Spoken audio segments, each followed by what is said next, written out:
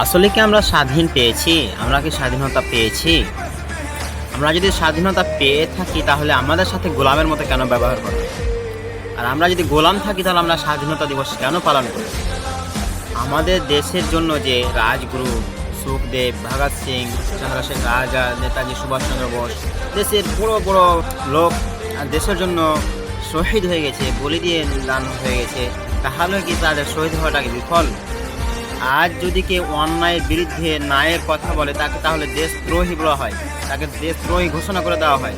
আর যে দেশকে লুটে পুটে খাচ্ছে তাকে দেশে অ্যাওয়ার্ড দিয়ে সুসম্মান করা হয়। দেশের রাস্তাঘাটের অবস্থা দেখেন, দেশের স্কুলের অবস্থা দেখেন।